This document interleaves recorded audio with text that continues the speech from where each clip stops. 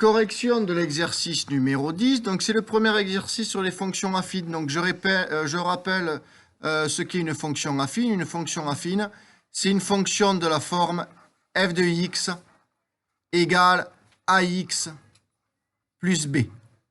Donc, toutes les fonctions affines s'écrivent comme ça, avec le a qui s'appelle le coefficient directeur, qui est le nombre qui est situé devant x, et le b, qui est le nombre qui est tout seul, sans x, qui peut être positif, négatif, et le a et b peuvent être n'importe quel nombre.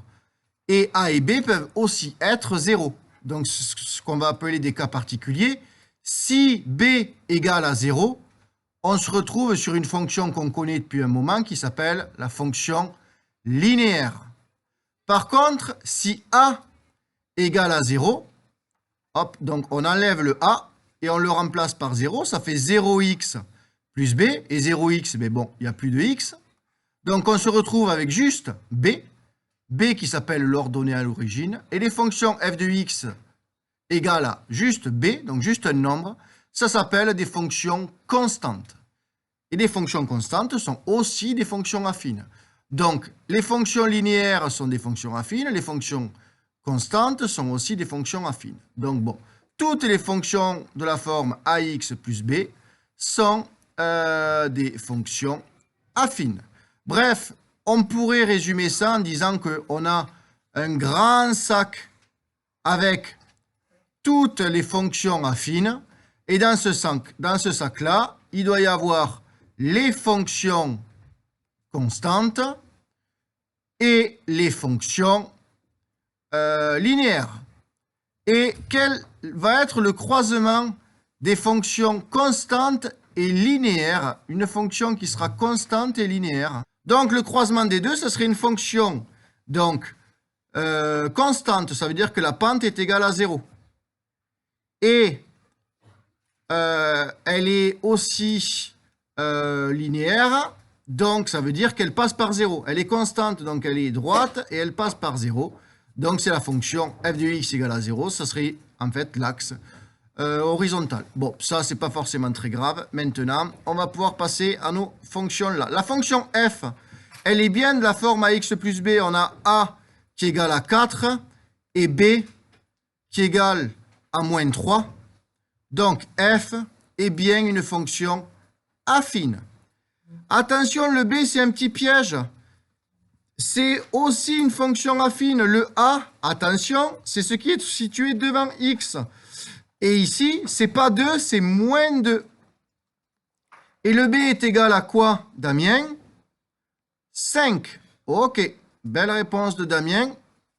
Et donc, la fonction g est aussi une fonction affine.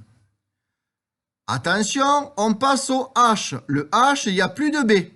Donc, ça veut dire que h est de la forme ax. Donc, on n'a que le a. Donc, si h est de la forme ax, ça veut dire que h, Enora, est une fonction linéaire. Donc, on peut dire que h est une fonction linéaire. Mais on a dit que les fonctions linéaires étaient aussi des fonctions affines. Donc, h, on peut dire que c'est aussi une fonction affine. On passe au j. Et j, on a un x au carré. Dès qu'on a un x au carré dans la forme simplifiée, on peut dire quoi, Lulu? Que c'est pas affine, c'est pas linéaire, c'est pas constante. C'est pas donc, on va la mettre dans le d, c'est pas affine. Donc là, on a le j. On passe au k. Le k est une fonction comment? Noah nous dit que c'est une fonction constante. Donc en fait, il n'y a que la valeur rouge. Et donc, on a dit que donc, les fonctions constantes, on les mettait dans le C, donc c'est le K. Mais on a dit que les fonctions constantes étaient aussi des fonctions affines. Donc, on va mettre le K ici. Et on finit par le L, qui est une fonction 1 sur X. Et Lulu, c'est une fonction non. Alors, elle dit linéaire. Non, ça ne peut pas être linéaire parce que ce n'est pas de la forme AX, parce que le X est situé où dans cette fonction? Le x est situé en bas de la fraction. Donc, ça veut dire qu'elle n'est pas linéaire, elle n'est pas affine, elle n'est pas constante, elle est donc rien du tout. Donc, elle n'est pas affine. On va la mettre ici. Et la fonction 1 sur x, c'est une fonction qu'on va étudier l'année prochaine au lycée.